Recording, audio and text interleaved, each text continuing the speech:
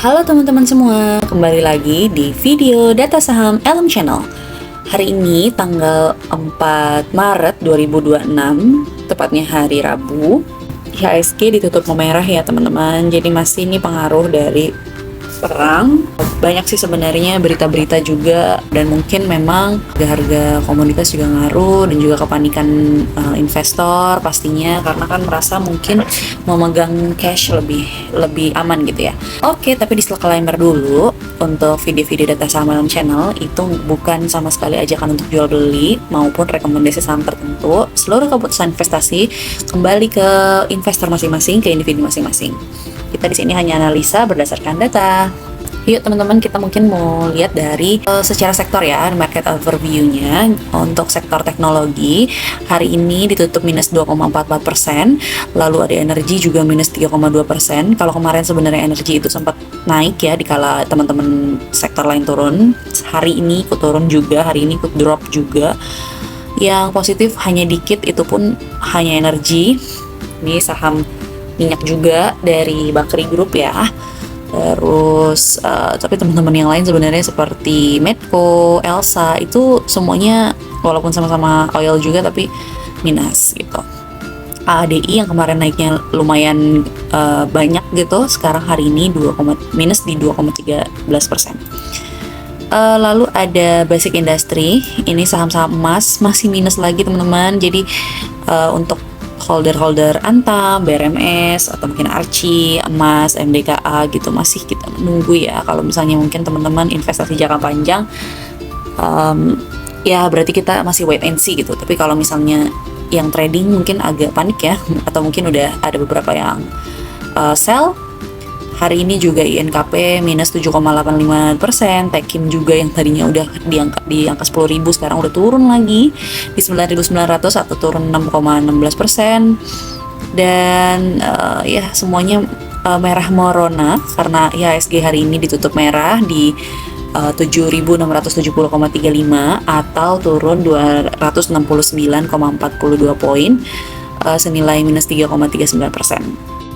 Nah teman-teman, kita mau lihat mungkin hari ini top gainer siapa aja. Sepertinya kalau saham-saham dari fundamental bagus itu kayaknya nggak ada ya.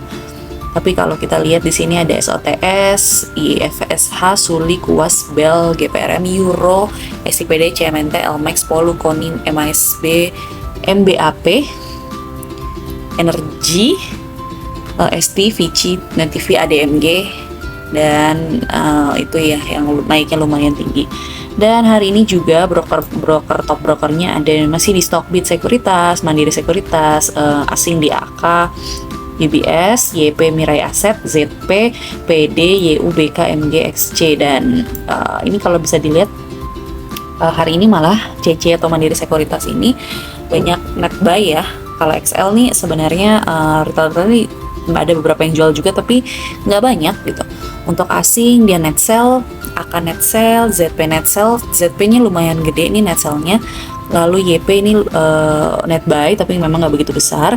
Lalu YU dan BK ini asing, dua-duanya juga net buy. PD domestik itu net buy juga, MG net sell, dan XC net sell juga. Oke, mungkin kita mau lihat salah satu saham perminyakan dulu kali ya.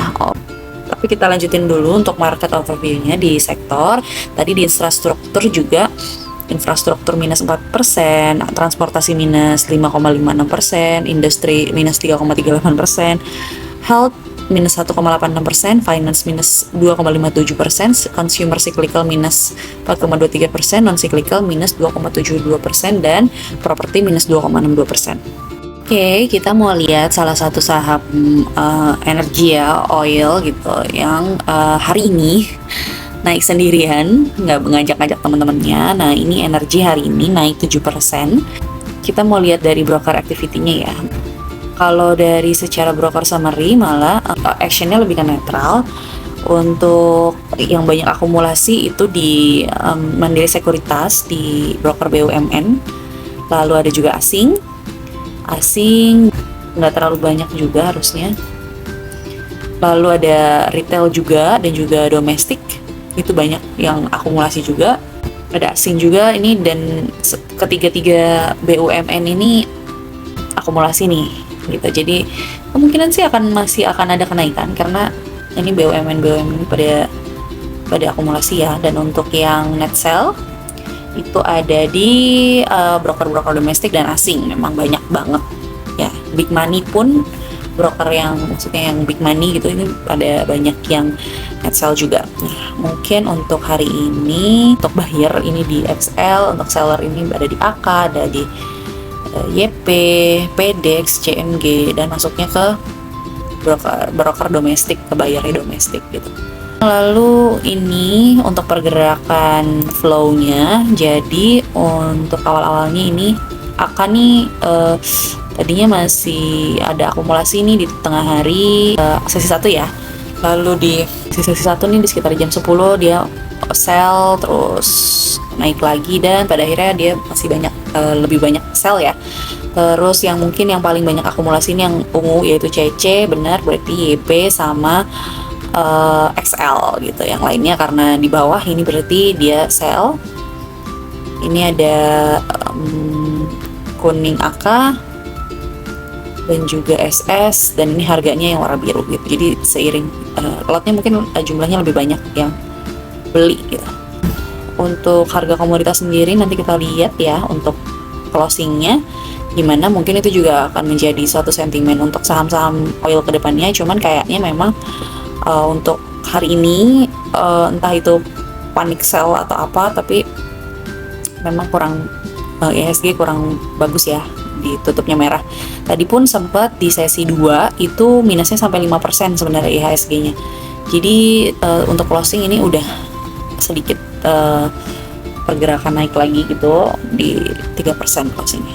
Komoditas, kalau teman-teman mau lihat nih, kalau harga komoditas kita biasanya di tradingeconomics.com itu cukup bagus ya, real time juga. Jadi ini untuk crude oil sampai jam sekarang 21.36 itu naik tipis 0,37, Brent juga 0,6% gitu. Natural gas malah turun di minus 3,0%. Lalu batu bara masih naik di 7,23%.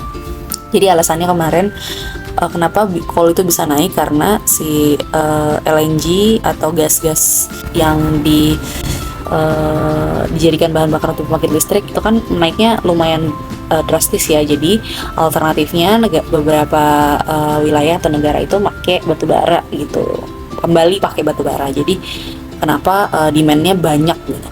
Nah, untuk gas malahan cenderung turun ya. TTF gas dan UK gas itu minus 7% dan minus 9%. Untuk gasoline itu 1% naiknya, heating oil 1%. Lalu ada emas di sini rebound lagi, kemarin sempat minus. Hari ini atau menit ini plus 1,7%, silver juga plus 3,29%, dan metal-metal lain juga rata-rata naik kecuali lithium. Lalu ada mungkin di tin kemarin sempat naik 7% beberapa hari, dan sekarang minus 9,2% di closing tanggal 3 Maret, berarti masih kemarin ya. Lalu nikel naik 2,13%, aluminium naik 2,44%, dan kita lihat mungkin yang terakhir adalah Crefeld plus 0,57%. Nah teman-teman, ini ada beberapa berita yang udah kita kumpulin. Mungkin nanti kita akan lihat juga di Stockbit maupun di market lain, sekuritas lain ya. Ada dari emiten WiFi yang resmi menandatangani kontrak kerja sama strategis dengan Wuhan Fiber Home International Technology Co. Ltd untuk menghadiri solusi 5G Fixed Wireless Access atau FWA 1,4 GHz komersial pertama di dunia. Penandatanganan dilakukan di booth Fiber Home dalam ajang Mobile World Congress 2026 di Barcelona, Spanyol pada 2 Maret 2026. Lalu berita umum, perusahaan minyak milik negara Arab Saudi Aramco akan alihkan sebagian ekspor minyak mentah ke Laut Merah untuk menghindari Selat Hormuz, di mana resiko serangan Iran telah memperlambat aktivitas perlayaran hingga nyaris terhenti. Harga acuan minyak global Brent telah naik 12% sepanjang pekan ini seiring konflik yang mengganggu pasokan minyak dan gas. Lalu dari saham Kija yang membukukan laba bersih sebesar 420,3 M pada tahun 2025 yang naik 16,5%.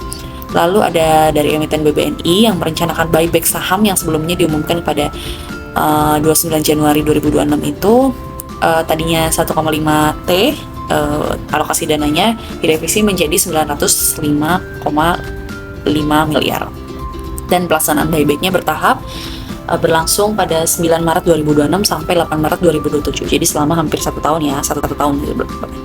Lalu ada emiten LPPF yang mengusulkan pembagian dividen tahun buku 2025 senilai 250 per saham, yang mengindikasikan dividen yield sebesar 13,2%. Cukup lumayan besar ya, karena memang LPPF itu secara laporan keuangan bagus, laba juga oke. Jadi cocok sih kalau misalnya dividennya besar gitu. Lalu ada berita umum bahwa BI akan segera rilis aturan free float baru dan daftar konsentrasi pemegang saham. Ada dari emiten Bian yang sepanjang 2025 emas laba sekitar 784 juta US dollar, turun dari turun sebanyak 16,88% dari tahun sebelumnya. Lalu ada dari Lipo Cikarang yang melesat pendapatannya di 2025 sebesar 133% dibandingkan realisasi 2024. Lalu ada saham UCIT juga, yang ini sebenarnya bahasan-bahasan yang kemarin kita setelah selesai laporan keuangannya keluar. Dan untuk TRIM, emiten TRIM akan menerbitkan obligasi senilai 250 miliar. Lalu Asli, ada berita pengendali baru Asli PT Wahana Konstruksi Mandiri mulai gelar tender wajib atas 2,3 miliar saham. Lalu ada berita umum lagi bahwa OJK menggeledah kantor PT Mirai Aset Sekuritas Indonesia pada Rabu 4 Maret 2026 yang berlokasi di SCBD terkait dengan manipulasi informasi dan transaksi semu dalam IPO, dan kasus ini melibatkan 7 entitas perusahaan, 58 entitas perorangan, dan menyebabkan lonjakan harga saham dari PT Berkah Beton Sadaya atau BEPS hingga 7.150%. Wow. OJK berkoordinasi dengan Pengadilan Negeri dan Barreskrim Polri untuk mengusut tuntas kasus ini guna menjaga integritas pasar modal dalam melindungi investor. Sebenarnya kok Mirai Aset Sekuritas ini agak problematik ya, karena beberapa bulan lalu mungkin ya ada juga isu kalau dana nasabahnya hilang benar-benar hilang tiba-tiba gitu. Jadi memang ada problem ya waktu itu mungkin secara security, tapi kalau sekarang berarti penggelapan manipulasi informasi dan transaksi semu, jadi penggelapan transaksi gitu ya. Nah, nanti kita lihat mungkin ya dari transaksi saham emiten BEPS gitu. Nah, teman-teman, untuk saham BEPS sendiri ini sekarang harganya udah di 5 bahkan ya. Ini mungkin 5 tahun ya berarti. Nah, itu kalau sekarang udah nggak, tahun 2022, 2023 terakhir Mirai Aset goreng saham BEPS hingga untung 14,5 triliun. Wow. Nah, ini kita mau lihat dulu broker summary-nya ya, tapi memang ini 2020 lah anggap. Jadi itu YP di Mirai Aset Sekuritas yang memang paling banyak beli selama 2020 sampai 2026 gitu teman-teman. Jadi apakah ya itu diduga kalau Mirai Aset Sekuritas itu menggoreng saham, menaikkan harga saham, jadinya ya baru diperiksa sekarang. Nah, kalau saham BEPS-nya sendiri udah disuspend, meroketnya memang 7.150 dari dulu, kayaknya di harga segini juga ya, sekitar 5 sampai 1.000 sekian di tahun ini 2023 mungkin. Oke teman-teman, ini ada artikel dari analis Stockbit gitu ya. Untuk IHSG sempat anjlok di minus 5,6% intraday hari ini, itu sekitar di sesi 2, sekitar jam 2-an, jam 3-an sih sebenarnya. Dan sebelum ditutup itu minus 0,46%, hanya 54 dari 910 saham yang berhasil ditutup di zona hijau dengan 6 terbesar indeks pada di Telkom, Indonesia, Aman Mineral, dan Bumi. IHSG terseret pelemahan pasar saham Asia seiring berlanjutnya kekhawatiran terkait eskalasi konflik geopolitik di Timur Tengah. Selain faktor eksternal, sentimen negatif juga muncul dari dalam negeri seiring kabar terkait downgrade outlook sovereign credit Indonesia dari Fitch. Jadi double combo gitu ya, ibaratnya ada isu internal di IHSG, ada juga geopolitik global dari konflik di Timur Tengah. Nah, ketegangan di Timur Tengah memicu market crash bersejarah di Asia dengan indeks Kospi Korea anjlok sampai minus 12% dan halt 20 menit akibat likuidasi paksa saham terkait AI. Selain itu, indeks SET Thailand turun juga hingga minus 8,6% dan halt 30 menit akibat ketergantungan tinggi pada impor minyak. Sementara Nikkei 225 Jepang minus 3,6%, Hang Seng Hong Kong minus 2%. Jadi ikut turun akibat outflow dari saham-saham semikonduktor. Dan nilai tukar rupiah sendiri terhadap dolar Amerika Serikat tertekan sekitar minus 0,17% ke level 16.885 pada hari ini. Sementara yield obligasi pemerintah tenor 10 tahun naik plus 6,9 ke level 6,61. Sebenarnya kekhawatiran juga mulai dari bahan bakar minyak ya, karena kita juga kemarin sempat ada artikel juga kalau Menteri Bahlil itu bilangnya cukup kok BBM kita untuk 20 hari ke depan lah. Setelah 20 hari ke depan nasib kita gimana, apalagi konfliknya sepertinya belum mereda ya, dan juga kita ini mau menjelang Hari Raya Idul Fitri di mana mungkin banyak orang udah mulai memudik dan lain sebagainya. Tapi bersyukur gitu ya, karena sekarang kendaraan-kendaraan mungkin udah EV, jadi banyak juga yang mungkin tidak konsumsi konsumsi bahan bakar minyak lagi gitu. Nah, untuk berita-berita selanjutnya kita mau lihat dari analis kita ya. Nah, ini mungkin teman-teman bisa lihat ya, waktu itu dia sempat di 1.400 dari harga 36. Berarti kan memang naik banget ya, itu di tahun 2022. Dan jadi kita juga memang kalau misalnya untuk saham-saham yang secara fundamental itu nggak meyakinkan gitu ya, jadi kita tapi bullish gitu, kita juga harus harus perhatiin, dan itu bukan saham yang bisa kita pegang untuk long term ya teman-teman. Jadi kalaupun memang ada beberapa yang mungkin di sini teman-teman main trading saham, ada yang investment as a long term investment gitu. Jadi ya memang resiko kita kembali ke individu masing-masing, namun kita juga harus berhati-hati kepada saham-saham yang mungkin digorengnya luar biasa. Jangan sampai kita juga kena trap gitu, karena ya kan kalau kena trap tuh ya misalnya orang bilangnya nyangkut lah ya. Nah teman-teman mungkin mau kasih berita lagi sedikit. Ini ada berita bahwa pemerintah akan tingkatkan impor minyak dari AS dan stok BBM seiring eskalasi konflik di Timur Tengah.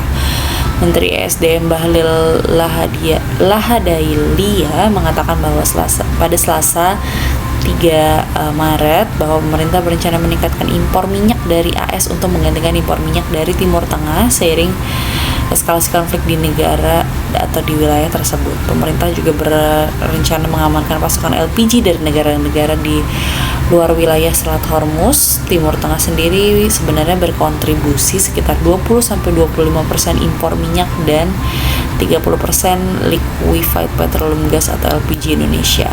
Selain itu, Bahlil menyebut bahwa pemerintah juga berencana meningkatkan kapasitas stok BBM menjadi 90 hari dan maksimum stok saat ini di level 26 hari. Agak ketar-ketir sih ya, selama ketegangan geopolitik ini belum ada titik terangnya gitu. Ya semoga semuanya makin baik-baik aja ya teman-teman, karena Indonesia pun akan sangat terdampak gitu, apalagi kalau BBM gitu ya. Gimana nasib harga-harga sembako, terutama itu kebutuhan primer ya, ataupun ya kita juga takutnya semakin berpengaruh buruk ke kita. Jangan sampai ya, kita tetap berdoa untuk titik terang dari kondisi Timur Tengah sana. Sedikit informasi lagi teman-teman untuk broker activity. Nih kita mau bahas sedikit di broker activity-nya Stockbit Sekuritas, ya bisa dibilang ini retail, banyaknya sekarang ternyata akumulasi di bank-bank first liner. Ada BCA, BRI, BNI, BMRI, Energi juga tadi salah satu player ya ternyata. Lalu ada Antam juga, Telkom, Bumi, Aman, RMKO, Goto, Bumi. Lalu untuk di selnya ada Petro, Ratu, Adaro, IMPC, PTBA, Dewa, MBMA, Cuan, ETMG, Emas, Inet, ESA, HMSP. Asing, tadi hari ini asingnya kan lebih ke net sell ya, terutama AK dan ZP. Kita lihat mungkin yang ZP ini banyak selnya di Mandiri ternyata dan di BCA, tadi ditampung berarti sama retail. Lalu net buy-nya juga di BRI. Ini saham-saham yang tadi dibeli sama retail ya, dan ternyata dijual sama asing gitu. Lalu untuk AK lama nih ternyata sell ke bank-bank first liner. Energi juga di sell sama asing. Asing sekarang hari ini sih akumulasinya lebih ke saham-saham batubara nih, ada UNTR, Bumi, PTBA di akumulasi nih sama AK. Paling untuk emas dan nikel masih di sekarang hari ini sih akumulasinya lebih ke saham-saham batubara nih, ada UNTR, Bumi, PTBA. Ya seperti itu. The Group Astra ya di akumulasi nih sama AK. Itu sih paling untuk emas dan nikel masih didistribusi ya sama asing gitu. Oke teman-teman, sekian video hari ini tanggal 4 Maret 2026. Disclaimer lagi kalau video ini bukan ajakan jual beli saham maupun rekomendasi saham tertentu atau mau pom-pom saham-saham tertentu, tapi kami hanya menganalisa harga-harga saham, berita juga, kita analisa juga dari harga komoditi yang memang terbuka ya datanya di sekuritas-sekuritas dan juga internet atau media sosial tertentu. Nah teman-teman, keputusan investasi itu semua kembali kepada individu masing-masing. Please do your own research. Sampai ketemu lagi besok di video selanjutnya. Jangan lupa like video ini, komen, dan juga share ke teman-teman kamu, serta subscribe channel kita dan juga nyalain notifikasi kamu supaya kamu tahu video-video baru dari kita. Dah.